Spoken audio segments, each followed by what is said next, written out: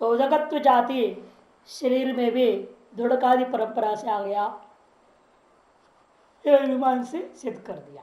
उदकत्व सामान्य शरीर संवेदन, जो उदकत्व जाति है जो परमाणु में विद्यमान था वो दुणुकादि परंपरा से शरीर संवेदन, शरीर में समवाय संबंध से आ गया।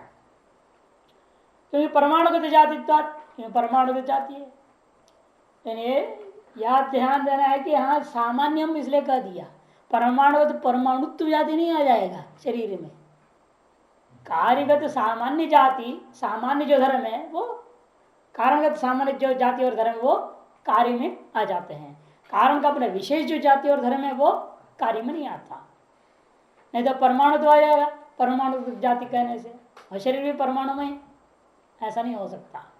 अतएव जो है परमाणुगत सामान्य जाति जो जलीयत्व है वो आया किसमें? शरीर में। सत्तावत, जैसे सत्ता है द्रव्य गुण कर्म तीनों में रहने वाला सामान्य जाति होने से वह परमाणु में भी है, वह सत्ता शरीर में भी आ जाता है। उसी प्रकार यहां पर भी इस प्रकार से अनुमान से शरीर को, जलीय शरीर को सिद्ध कर दिया। जब शरीर में जलीयत्व है का मतलब क्या? जलीय शरीर है इस संसार में, ये सिद्ध हो गया। अब प्रश्न उठता है कि जलीय शरीर जो है, जो परमाणु दुणुकादि परंपरा से शरीर के आरंभक होते हैं, ये सिद्ध भी करना पड़ेगा।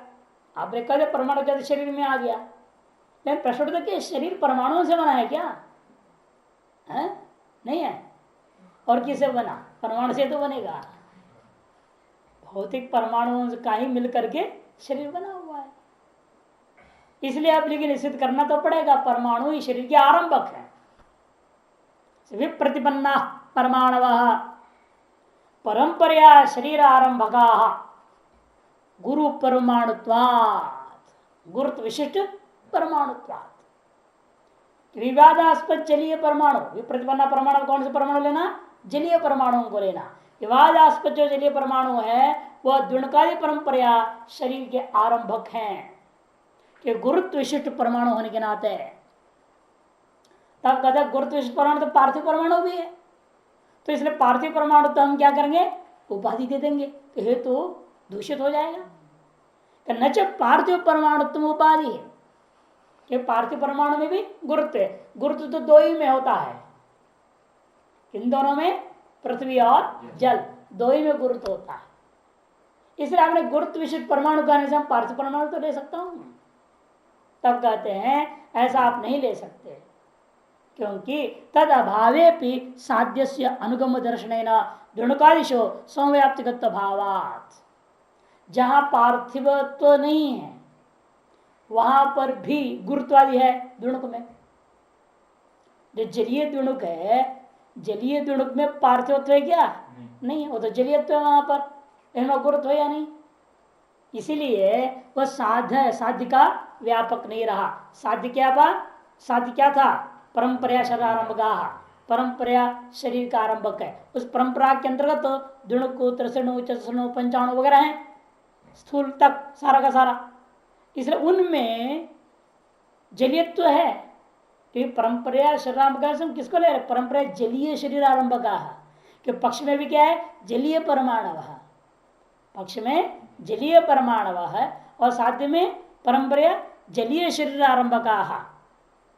अतः साध्य कहाँ है? जलीय शरीर आरंभक तो जो चीज दुणुकादि में है, हाँ? लेकिन उस दुणुक रूप के साथ पार्थिव परमाणु तो संव्याप्त नहीं है, कि जलीय शरीर के का आरंभक भूता दुणुक में जलीय शरीर आरंभकत्व है, लेकिन उस दो जलीय दुणुक में पार्थिव आरंभकत्व नहीं है। अतएव जो है वहां पर आपकी उपाधि साध्य असमव्याप्त हो गया। साध्य समव्याप्त होना चाहिए, जो जो शरीर के आरंभक है उन सभी में पार्थिव परमाणुत्व आना चाहिए, लेकिन सभी में नहीं आ रहा है, दुणुकादि में नहीं आ रहा है। अतः उपाधि दोष दूर हो गया। तद अभाव उपाधि का न रहने पर भी साध्य से अनुगम दृष्टि न, साध्य का अनुगम देखने को मिल रहा है। कहाँ देखने को मिल रहा है? दुणुकादिशु, दुणुकादि में देखने को मिल रहा है। वहां उपाधि नहीं है। आपके पार्थिव परमाणु तरह को उपाधि दुणुक में रहेगा क्या? पार्थिव परमाणु तो कहाँ रहेगा? पार्थिव परमाणु में। दृढ़ में तो नहीं आएगा। और वहां पर लेकिन साध्य बैठा हुआ है, इसे जहां जहां साध्य है वहां उपाधि होना चाहिए, तो साध्य का समव्याप्त माना जाएगा। लेकिन साध्य समव्याप्त न हो, नहीं होने के कारण से इसको पार्थ परमाणुत्व को आप उपाधि नहीं कह सकते। अदृष्ट विशेष आकृष्ट तत्र प्रयोजक अन्य। लेकिन कहते हैं कि जो भी शरीर होगा पांच भौतिक है ना, तो जलीय शरीर में तो पार्थिव परमाणु है, उसके बिना कैसे बन जाएगा? पार्थिव शरीर में भी जलीय परमाणु है। कहते बात तो सही है, लेकिन व्यवहार जो है, ये जल है कैसे व्यवहार हो गया, ये पृथ्वी है कैसे व्यवहार हो गया? जो पृथ्वी है कर मिट्टी करके ले रहे हो, उस मिट्टी में भी जलीय परमाणु है, वायवीय परमाणु, तेजस परमाणु सारे हैं उसमें, फिर उसको मिट्टी क्यों संज्ञा दे रहे हो? पृथ्वी प्राधान्यात, शांति में भी गया है ये बात।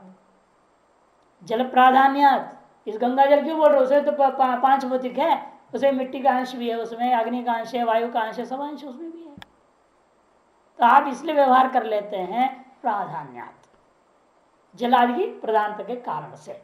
अर्थात जलीय शरीर का आरंभन करने में पृथ्वी परमाणु, तेजस परमाणु, वायवीय परमाणु निमित्त कारण मात्र है, उपादान नहीं है, प्रमुख नहीं है। वो जो प्रमुख जो उपादान कारण है वो महत्वपूर्ण तो प्रमुख होता है, प्राधान्य तो उसकी होगी।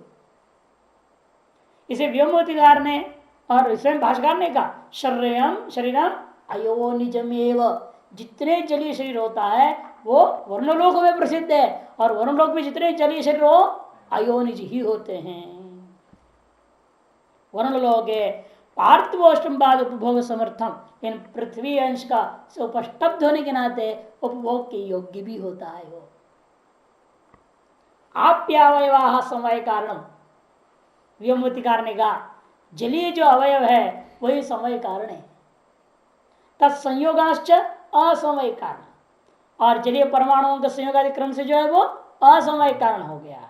पार्थिवावयवाश्च निमित्त कारण, पार्थिव के उपलक्षण है, तेजस अवयव और वायवीय अवयव जो होते हैं वो निमित्त कारण है, उपभोग के योग्य बना दिया उस जलीय शरीर को इन्होंने। यदि पार्थिव, तेजस और वायु परमाणु भी वहां ना होते तो जलीय शरीर उपभोग योग्य नहीं होता, ये उपभोग योग्य बना दिए। जैसा ये शरीर भी यही हाल है ना, इसके अंदर कितना पानी है, आप कितना रोटी खाते हो, वजन करके देख लो, रोटी दाल सब्जी दिन भर में कितना खाते हैं आप, ज्यादा ज्यादा सब मिला जुलू करके 1 किलो होगा। इन पानी कितना पीते हैं आप? कम से कम 3 किलो 4 किलो, और क्या इससे कम? इससे कम नहीं पिया जाता, कम से कम 3-4 किलो पीना चाहिए। और डॉक्टर लोग तो 8 किलो 8 लीटर बोलते हैं, 8 लीटर का मतलब 7.25 किलो। हाँ, लीटर किलो के हिसाब से चलते हैं, कम से कम 7 किलो बोलते हैं। और आप हम तो उसे आधा बोल रहे तो आप परेशान हो रहे, नहीं नहीं नहीं, कमाल है, क्या आदमी है यार, कभी नापा ही नहीं, आप कितना पीते आपको मालूम नहीं। हाँ, जग उठा के इधर उधर पी जाते हैं, मालूम ही नहीं रहता कितना पी रहे हैं। शर्म क्यों करना, खाते हैं 10 किलो खाते हैं, बोलो खाना है तो क्या दिक्कत है, खा रहे तो बोलो इतना खाता हूँ इतना पीता हूँ। जैसे पानी ही ज्यादा लिया जाता है और खाते जितना है, लघु शंका कितनी होती है, सबसे ज्यादा। शौच कितना मात्रा में होता है, कम। कहने के लिए आपका शरीर पार्थिव शरीर है, इस जल कितना है, इस जल के बिना ये शरीर जिंदा ही नहीं रहेगा, लकड़ी हो जाएगा, ये तो सूखा लकड़ी जैसे हो जाएगा, जिंदा ही नहीं रह सकता है। इसलिए जल के अवयव इसमें सहयोगी है भोग के लिए पार्थिव शरीर में, यथा उसी प्रकार जलीय शरीर में पृथ्वी भोग के लिए उपयोगी है। इस तरह से कोई भी शरीर हो, चाहे पार्थिव शरीर हो, चाहे जलीय शरीर हो, चाहे तेजस शरीर हो, चाहे वायवीय शरीर हो, जो किस लोक में प्रसिद्ध है, वन लोक में प्रसिद्ध है, वायु लोक में प्रसिद्ध, आदित्य लोक में प्रसिद्ध है, कहीं भी प्रसिद्ध हो, वे शरीर 5 भौतिक होते हैं। तो तत्त शरीर के तत्त परमाणु प्रधान है, वो समय कारण होगा, और अन्य द्रव्यों के परमाणु निमित्त कारण होता है। ये उन्होंने व्यवस्था दिया। और कहता है कि अदृष्ट विशेष आकृष्टत्व को पार्थिव संयोग में प्रयोजक मानना चाहिए। पृथ्वी परमाणु क्यों सहयोग दे रहा है जलीय परमाणुओं को शरीर बनने में, उपभोग के लायक शरीर बनने में? इसमें उस जीव का जो शरीर में रहकर उपभोग करने वाले जीव के दृष्ट के द्वारा आकृष्ट हो जाता है। जिस पार्थिव शरीर बना है, इसके बनने में जो जलीय परमाणु क्यों सहयोग दे रहे हैं, तेजस परमाणु क्यों सहयोग दे रहे हैं, वायु परमाणु क्यों सहयोग दे रहे हैं, कहते इस जीव का दृष्टि की वजह से। जिस शरीर में रहकर जिस जीव ने भोग करना है, उसके भोग के अनुकूल चीजें इसमें आकृष्ट अपने आप हो जाते हैं और बन जाता है चीज। तो आकाश में सारे परमाणु घूम रहे हैं, क्यों नहीं बन रहा है? नहीं तो आकाश में टपकते रहने चाहिए शरीर दुनिया बन बन करके, सब परमाणु है तो जीना मुश्किल हो जाएगा, यहाँ दुनिया गिरते रह जाएगा। तो नहीं, वो मिल नहीं पाते हैं क्योंकि वहां कोई जीव का दृष्ट नहीं। जब जीव का दृष्ट बन जाता है तो उसकी प्रक्रिया है, पुरुष स्त्री आदि क्रम से जो बताया गया है, अपना उस क्रम से आकर के ही वो पैदा हो जाता है।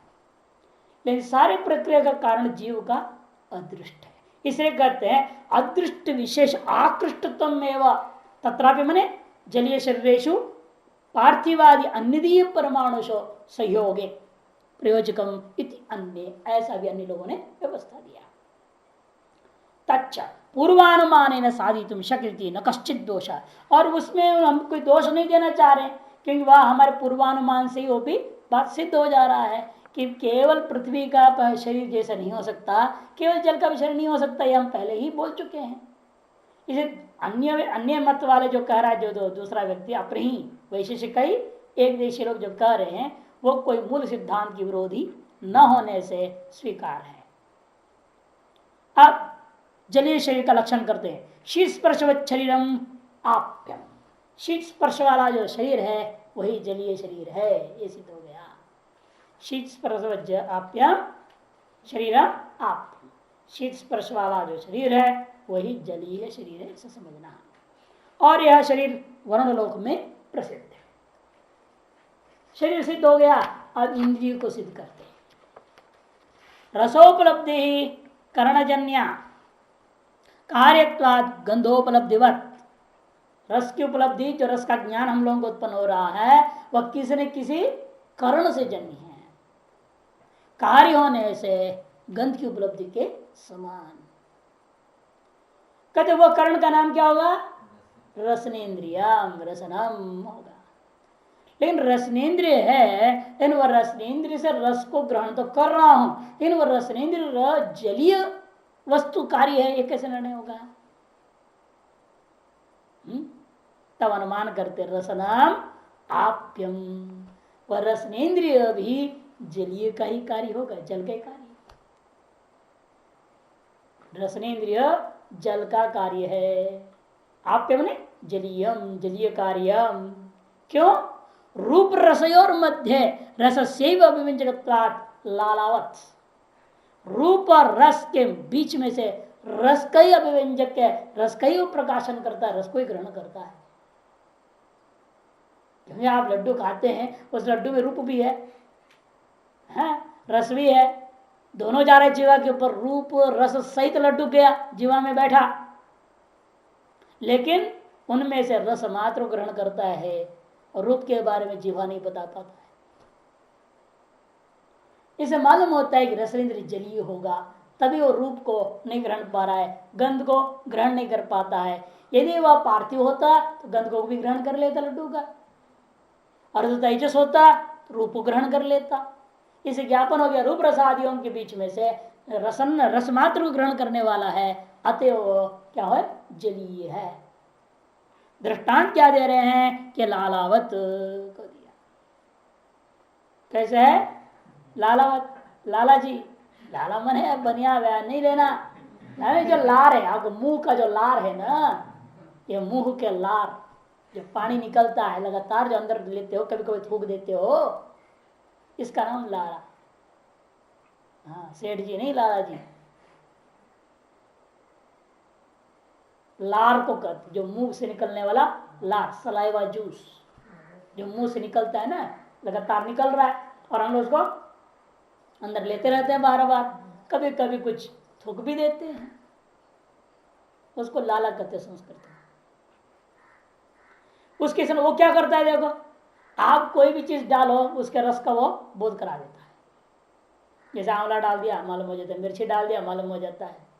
उसका अभिव्यंजन कौन कर रहा है? यही अभिव्यक्त कराने में सहयोग होता है।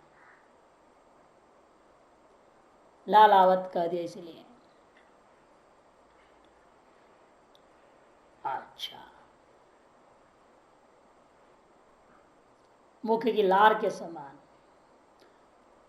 शीत स्पर्शवत इंद्रिय रसनम। अतएव रसन इंद्रिय कैसा है?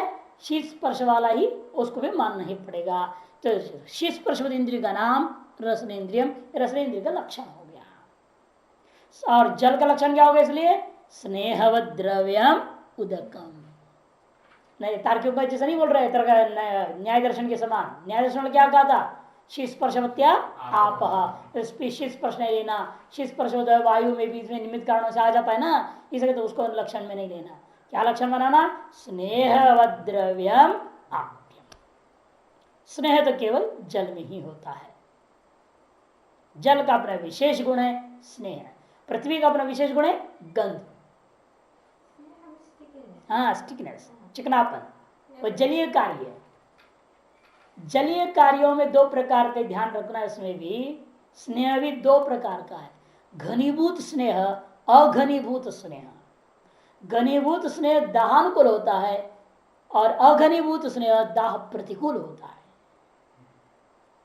यदि स्नेह चिकनापन न हो तो जल से आप आटा को गूंद नहीं सकते हैं। आटा के कण क्यों चिपक रहा है एक दूसरे से? वो जल ही उसको चिपका रहा है आपस में। लेकिन वो जो चिकनापन है जल में जो है, स्टिकनेस है, वो आपको हाथ में लगता नहीं, पता नहीं पा लगता है। इसलिए उसको हम कहते हैं अघनीभूत स्नेह है। और तेल में चिकनापन है वो घनीभूत है। और तेल में जो चिकनापन, जो घनीभूत स्नेह है, वो दाह के अनुकूल है, वो आपको बढ़ाएगा। और जो अघनीभूत स्नेह वाला जला दिए वो आपको बुझाएगा, देह के दाह के प्रतिकूल है। घनीभूत हो अघनीभूत, घनीभूत तैला दो, अघनीभूत जला दो। अतएव स्नेहवत द्रव्य का नाम जल। रूप रस स्पर्श संज्ञा परिमाण पृथक से विभाग परत्व गुरुत्व द्रवत्व स्नेह संस्कारवत उदकम। 14 गुणों वाला उदक है, जल है। बस वहां जो था वही 14 यहाँ भी है, लेकिन वहां में से गंध निकाल देना और स्नेह लिख देना है, बस। बाकी सब वही का वही है। तेजसो निरूपणम, और तेजस का निरूपण करते हैं, अग्नि तत्व का। विवाद अध्यासिता परमाणव परंपरा शरीरारंभका रूपी परमाणुत्वात् पार्थिव परमाणुवत। विवाद अध्यासित जो तेजस परमाणु है, दृढ़कारी प्रणाली से, परंपरा से शरीर के आरंभक होते हैं। दृढ़कारी क्रमेण तेजस्वी परमाणु भी शरीर के आरंभक है। रूपी परमाणु होने के नाते पार्थिव परमाणुओं के समान। इस अनुमान के द्वारा आपने तेजस्वी शरीर को सिद्ध कर दिया कि परमाणु शरीर के आरंभक है। और जब परमाणु जो शरीर में शरीर आरंभक तो है, इसको जरूर शरीर कोई ना कोई शरीर को आरंभ करते हैं, कहीं ना कहीं वो शरीर जरूर होगा। और वो जो शरीर होगा उसको हम तेजस शरीर कहेंगे। लेकिन पूर्व पक्ष कह सकता है महाराज तेजस्वी परमाणु शरीर के आरंभक नहीं हो सकता, कार्य आरंभक नहीं हो सकता, क्योंकि अपार्थिव परमाणु है, पार्थिव परमाणु नहीं है। मन के समान, मन भी परमाणुआत्मक है, वो कोई कार्य पैदा करता है क्या? नहीं। इसलिए पूर्व पक्ष में न च अपार्थिव परमाणुत्वादित्यनेन मन परमाणुवित प्रकरण समत्वम। आप सत प्रतिपक्ष प्रकरण समने सत प्रतिपक्ष दोष दे नहीं सकते, क्योंकि आपने तेजस परमाणु शरीर के आरंभक कहा, और वो कहते तेजस परमाणु शरीर के आरंभक नहीं है। आपने हेतु दे दिया रूपी परमाणुत्वात्, वो हेतु क्या दे रहा है? अपार्थिव परमाणुत्वात्। पार्थिव परमाणु ही शरीर के आरंभ को मान बैठा है पूर्व पक्षी, और अन्य परमाणु शरीर के आरंभ नहीं होते हैं। दृष्टांत भी उसके पास है, क्या? मनोवत, मन रूपी परमाणु के समान।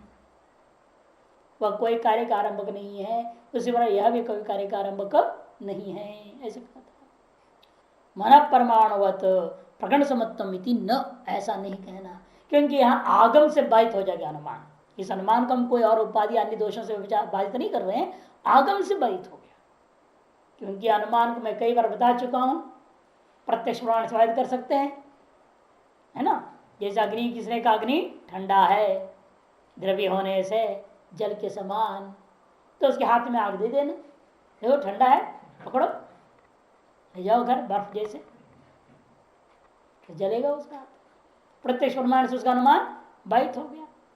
एक अनुमान को दूसरे अनुमान से भी हम बाधित कर सकते हैं। जैसे कई बार आप देख रहे हैं अनेक दोष देख करके सत्प्रतिशत तो करता है, आपने एक अनुमान बनाया, उसके विपरीत दूसरा अनुमान खड़ा कर दिया आपने। जब पूर्व पक्ष वही किया है, हमने एक अनुमान किया सिद्धांति ने, उसके खिलाफ पूर्व पक्ष दूसरे अनुमान खड़ा कर दिया और कहा तेज से परमाणु शरीर का आरंभक नहीं होते, अपार्थिव परमाणु होने से मन के समान। यह अनुमान के अनुमान को बाधना होगा, और अनुमान को आगम से बाधित किया जा सकता है। आगम ने श्रुति स्मृति क्या करते, मंत्र भी दे रहा है इतने ब्राह्मण का 2-3-14, सो अग्निर देवयोन्या आहुतिभ्य संभूय हिरण्य शरीर ऊर्ध्वम सर्वलोकम इति आगमेन बाधितत्वात्। इस ऐत्रीय ब्राह्मण 2-3-14 के द्वारा यह आपका अनुमान बाधित हो जाता है। उसने साफ कह दिया सो अग्ने है देवयोन्या, देवताओं के उज्जीवन के प्रति कारणभूत अग्नि तत्व है। कि देवता लोग तो अग्नि की वजह से तो भोजन पाते हैं, नहीं तो अग्नि के बिना कहाँ खाएंगे वो। क्योंकि आप देवताओं को अग्नि में तो स्वाहा डालोगे, प्रजापति स्वाहा बोलोगे तो प्रजापति को भोजन मिलेगा, और अग्नि ना हो तो आप कहाँ डालोगे, प्रजापति से पानी में डालेंगे। तो अग्नि को इसलिए कहा हव्य वाह, हव्य को वहन करने वाला जो हविष है, जिस देवता को आप दे रहे उस देवता तक पहुंचाता है अग्नि देवता। इसलिए अग्नि को कहते हैं सकल देवताओं का योनि है, सकल देवताओं जिंदा रहने का कारण है वो। अग्नि देवयोन्या आहुतिभ्य संभूय, आहुतियों के माध्यम से एकत्रित होकर के भूत होकर के हिरण्यमय शरीर हो जाता है उस देवता का। ऊर्ध्वम सर्वलोकम वेति, और यहां से ऊपर स्वर्लोक की ओर वो चल जाता है। ऐसे शरीर पता ना, हिरण्यमय शरीर शब्द है। इस आगम प्रमाण के द्वारा विरोधी अनुमान बाधित होता, अग्नि देवयोनि जो आहुतियों के द्वारा एकीभूत होकर के हिरण्यमय शरीर को धारण करता हुआ यहाँ से जाता है स्वर्गलोक। ये जब कह रहे हैं तो ये साबित हो गया कि आग्नेय शरीर भी होता है, तेज शरीर भी होता है। लेकिन यहां भी वही पूर्वत समझना, इस आग्नेय शरीर तेज शरीर में भी पार्थिव परमाणु है, जलीय परमाणु है, वायु परमाणु भी है, नहीं तो भोग कैसे होगा वो शरीर से। इसलिए वो सब परमाणु निमित्त कारण है। न च विशिष्ट अदृष्ट आकृष्टत्व उपाधि, कहते विशिष्ट अदृष्ट आकृष्टत्व उपाधि है ऐसा मत कहो, वह साधन का व्यापकत्वाद, साधन का अव्यापक नहीं होता। कि साधन क्या था, रूपी परमाणुत्वात्। विशिष्टादृष्ट आकृष्टत्व जो उपाधि देता है तो वो साधन साध्य का तो व्यापक है। इस यत्र शरीरारंभकत्व तत्र विशिष्टादृष्ट आकृष्टत्व है। जो जो शरीर का आरंभक परमाणु है उन सभी में क्या है, जैसे पार्थिव परमाणु भी शरीर का आरंभक है, उसे विशिष्ट अदृष्ट आकृष्टत्व विद्यमान है। इस साध्य का तो व्यापक है, इन साधन का अव्यापक होना चाहिए, और साधन का भी व्यापक हो गया। कैसे, क्योंकि साधन क्या था, यत्र रूपी परमाणुत्व तत्र विशिष्ट अदृष्ट आकृष्टत्व, ये पार्थिव परमाणु में चला गया। तो साधन का वो व्यापक ही हुआ, साधन का अव्यापक न होने से उपाधि नहीं है, साधन व्यापकत्व। इसलिए तेज शरीर का लक्षण क्या हुआ, उष्ण स्पर्श शरीरम तेजसम। इसे उष्ण स्पर्श तेजस वस्तु का नाम, शरीर का नाम तेज शरीर समझो। अब तेजस इंद्रिय कौन सा, चक्षुर इंद्रिय, चक्षुर इंद्रिय की सिद्धि के लिए अनुमान करते हैं।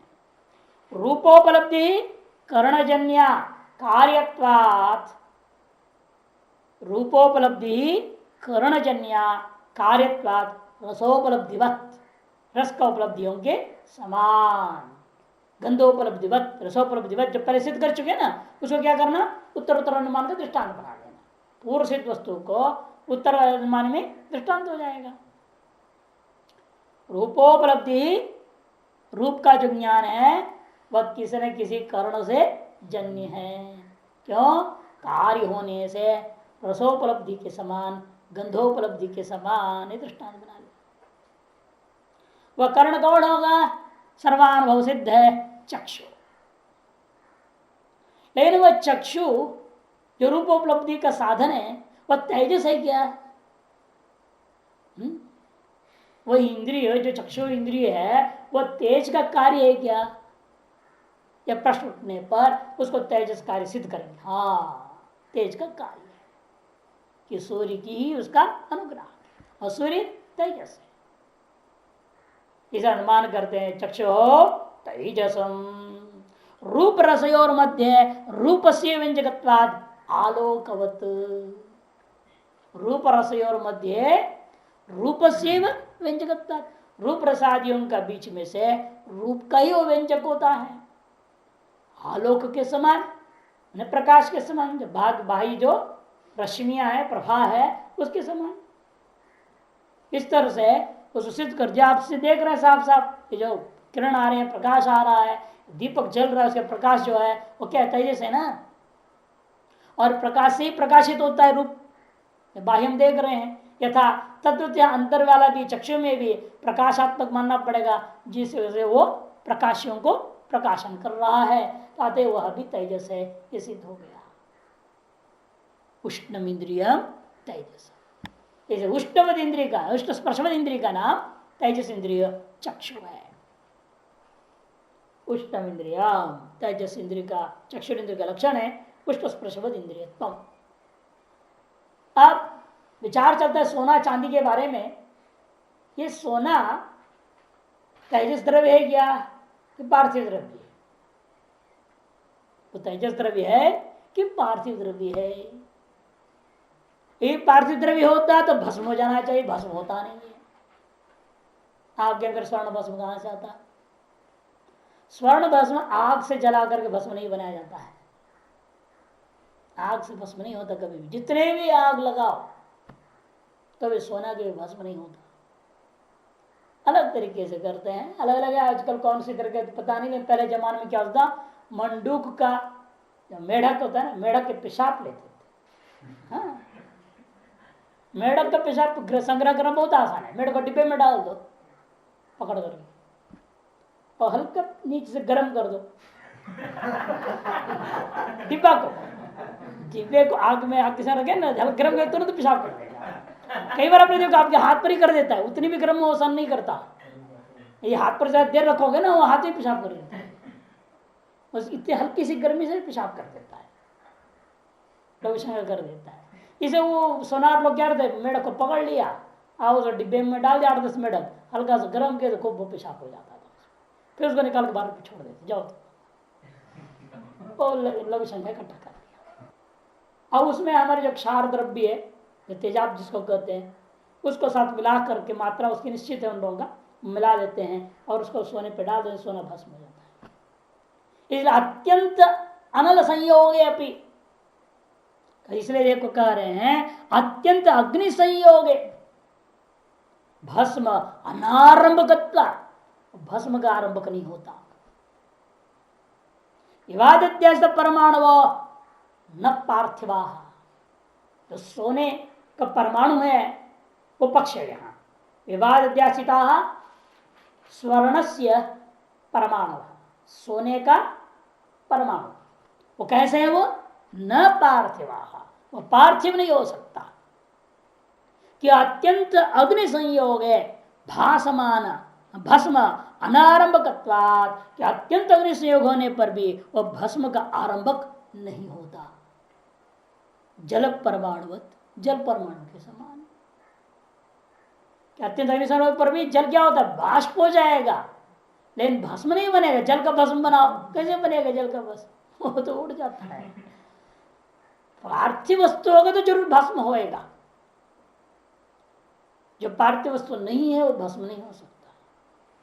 और सोने का अग्नि संयोग से भस्म नहीं होने से ज्ञापन होता है वह सोना पार्थिव वस्तु नहीं है, किंतु तेजस वस्तु है। जलीय भी नहीं है, कि शीत स्पर्श वाला भी नहीं, कठोर हो जाता है, बर्फ जैसे कठिन वो भी हो जाता सोना, इन पर तो ठंडा होता है, और सोना ठंडा हो जाता है क्या?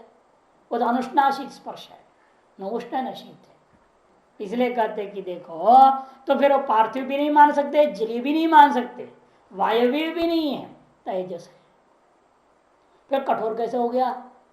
आग जैसे उड़ क्यों नहीं जाता वो? तब कहते हैं पृथ्वी परमाणु से उपष्टंबक है। तो पृथ्वी परमाणु उसमें उपष्टंबक है, अवरोधक है उसको उड़ने से, फिर वो जितने उसके अंदर पृथ्वी परमाणु वो क्यों भस्म नहीं होता? कहते उसी प्रकार से नहीं होता से जल मध्यस्थ पटवत। जल है उसमें कपड़ा डाल दो, कपड़ा तो पार्थिव है ना, आग लगा दो, जलाओ, खूब पानी उबल रहा है, तो ये कपड़ा भस्म नहीं होता, क्योंकि अधिक परमाणु जल है ना, वहां अधिक जल है, बीच में कपड़ा है। या तो पूरा जल भी सूख जाए, सारा सूख जाए, इतना आग लगा दो और कपड़ा ही कपड़ा रह जाएगा, बर्तन के साथ बर्तन भी जलेगा, वो भी जल जाएगा, वो बात अलग चीज है। जब तक जल मध्यस्थ है तब तक पट भस्मीभूत नहीं होता। यथा तद्वत स्वर्ण, जो सोने को गलाओगे, गलाने के बाद जो गलता हुआ स्वर्ण के बीच में पार्थिव परमाणु भी उसी प्रकार से भस्म नहीं होता। युक्ति है। अतएव पृथ्वी से अवस्तब्ध होकर के स्वर्ण कठिनता को प्राप्त हो जाता है। इसलिए काठिन्यतारोपी गुण को देखते हुए, स्पर्श काठिन्य स्पर्शता को देखते हुए उसको पृथ्वी में भी नहीं ले सकते, ये साबित करते हैं।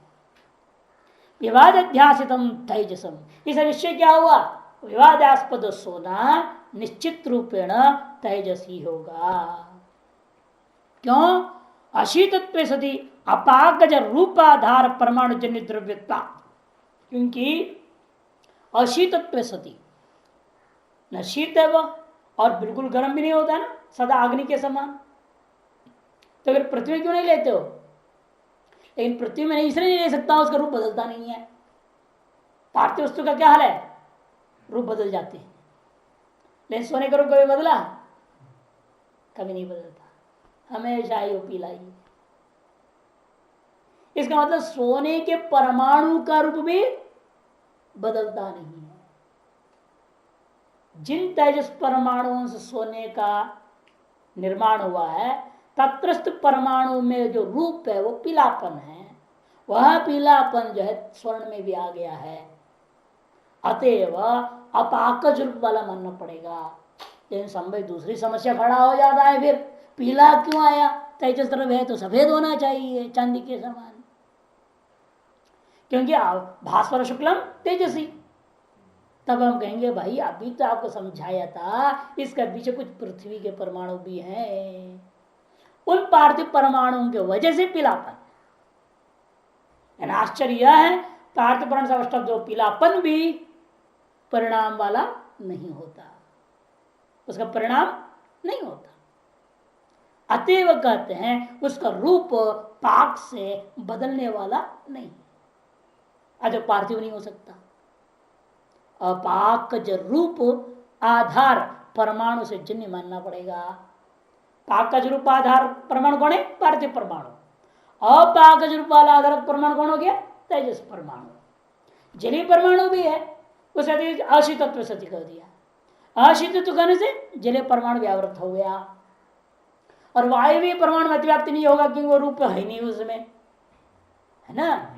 वायु में रूप होता ही नहीं, इसे रूप होता है तीन में, पृथ्वी जल तेज में। इसमें से हम तेज को तो हमें सिद्ध करना ही है, तो में अतिव्याप्ति जा सकता है पृथ्वी और जल में। जल में होने वाले अतिव्याप्ति निवारण करने का दिया अशीतत्व सती, और पृथ्वी में होने वाले अतिव्याप्ति निवारण कर दिया अपाकज रूपाधार। तो अब शेष बचा क्या? तेजस बच गया। इस अशीतत्व सती अपाकज रूपाधार परमाणु जन्य द्रव्यत्वात् संप्रतिपन्न अग्निवत, उभय मत स्वीकृत अग्नि के समान। अब तेज का लक्षण करते हैं। इस प्रकार से स्वर्ण तेजस है, ये सिद्ध हो गया। उष्ण स्पर्शवत तेज, उष्ण स्पर्शवत द्रव्य का नाम तेज होता है। और इसमें गुण कितने हैं? 11 गुण है। क्या क्या नहीं है इसमें? गंध नहीं हो सकता पृथ्वी का, स्नेह नहीं है, रस भी, स्नेह और रस दोनों पृथ्वी का, और दोनों इसमें नहीं है, और चौथा गुरुत्व भी नहीं है इसमें। 14 में से 4 निकाल दो 10 होना चाहिए। फिर ये कौन सा अधिक आ गया है? 11 कैसा हो गया? यहाँ गिना के दिखा रहे को, रूप स्पर्श संज्ञा परिमाण पृथक संयोग विभाग परत्व अपरत्व द्रवत्व संस्कारवत तेज, संस्कारवत तेज। गुरुत्व हट गया, गंध स्नेह रस चला गया, गंध चला गया तो हो गया वो 13। गंध के ऊपर पिछले में क्या आया था? स्नेह आ गया था, वो भी हट गया तो 13 बचना चाहिए। 13 में से फिर 2 घटाओ, रस और गुरुत्व, तो कितना बचा? 11। 11 इति च तेज। इस प्रकार से तेज की विषयों का सिद्धि हो गया।